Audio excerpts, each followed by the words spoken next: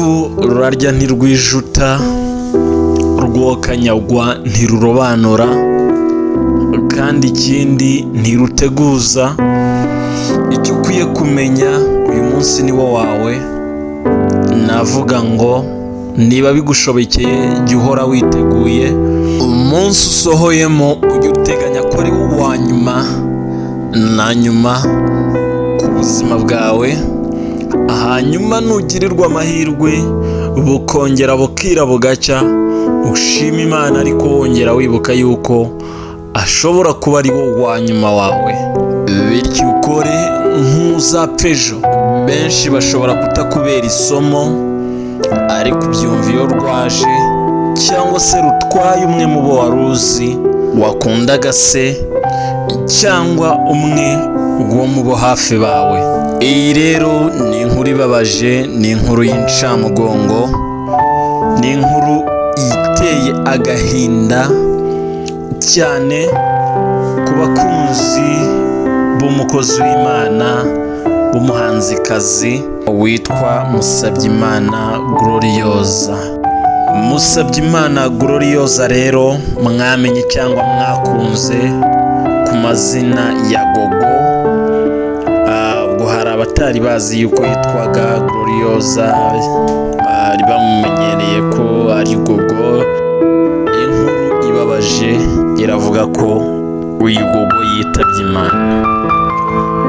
Uyu Gogo rero amazina ye nyakuri ni Musabyimana Gloriosa. Yitabye Imana yari afite imyaka 37. Hanyuma aya makuru urimo kumva kuri Nabaye TV Rwanda natwe twayakesheje manager we.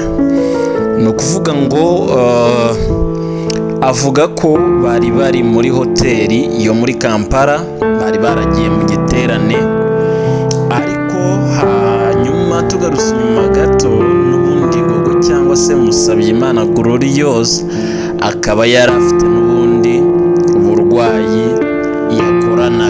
yabanaga nabwo. Uribaza ngo ubwo burwayi ni ubuhe? Ubwo burwayi yagiraga ikibazo cy'igicuri, cyo kugwa igicuri. Hanyuma mu ijoro ryo kuwa gatatu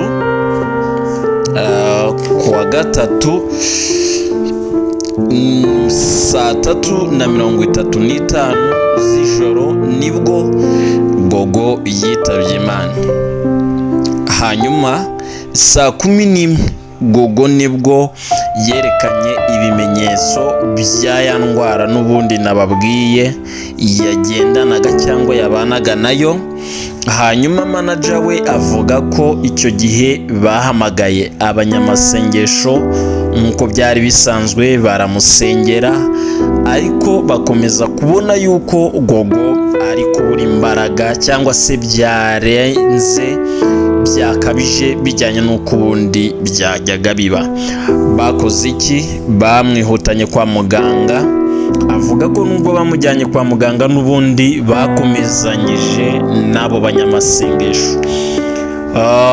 Avuga yuko byari biri mu mugambi w'Imana, kubera yuko aho bari baryamye mu bitaro kwa muganga ku ivuriro ryo muri Kampala ryitwa Kangera Doctors Medical Center, n'ubundi ngo Imana yakomeje kohereza abakozi b'Imana guturuka muri Tanzania ngo baze basengere Gogo. Hanyuma bo baratumitse bagera kuri Gogo baramusengera, ariko n'ubundi kwari ukweza umugeni wa Kristo ari we Gogo cyangwa se Musabyimana Gloriosa kugira ngo yitahire. Hanyuma rero iso saa 3 nibwo Gogo yitabye Imana. Abaganga bamenyesha manager ndetse n'abari kumwe bafite mu nshingano uyu Gogo. Uyu Musabyimana Gloriosa rero cyangwa se Gogo nk'uko twamumenye ku iryo zina, yanditse indirimbo ze nyinshi zitandukanye, harimo izo twagiye dukunda cyangwa se twamumenyeyeho, iyo yise Blood of Jesus, every day I need the blood of Jesus. Hanyuma ariko isomo nshaka ko twebwe abakunzi be cyangwa wowe uri kunyumva aka kanya twigira ku bihangano bye, ndagira ngo nkurangire indirimbo yitwa Mwihane asize cyangwa se yasubikiyeho urugendo rwe. Manager we mu kutuganiriza yavuze ko hari indi ndirimbo bari bagiye gusohora iri muri studio yanarangiye, aka kanya iyo ntiturayimenya ntitubizi, ariko iyo ari iri hanze uyu munsi Gogo asize yaratangarije abantu n'indirimbo yise Repent cyangwa se Mwihane cyangwa se Mwiyeze. Nakubwira ngo uyu munsi hari abuzi bakubera urugero bahita bakagenda, uyu munsi hari abo utazi wumva amatangazo, uyu munsi hari inshuti n'abavandimwe bagenda ubareba ariko ntibakubera isomo. So this means you're waiting yourself kwibera isomo, ariko nakubwira ngo don't wait for yourself, nturindire ubwawe kuzibera isomo, fatira isomo ku bagenda ubareba uyu munsi. Nakubwira ngo uyu munsi ni wo wawe, ejo sahawe, bityo kora nk'uzapfa ejo.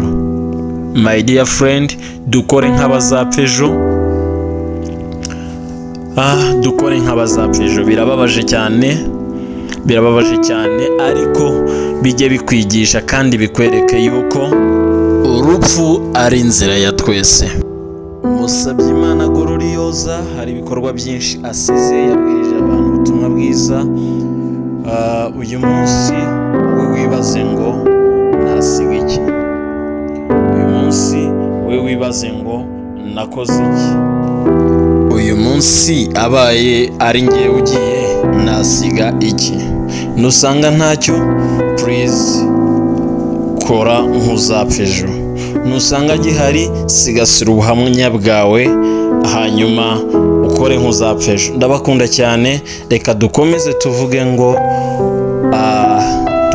reka dukomeze twifurize Musabyimana Gloriosa iruhuko ridashira, hanyuma dusabira n'umuryango we kwihangana no gukomera. Shalom, amahoro y'Imana n'abane namwe.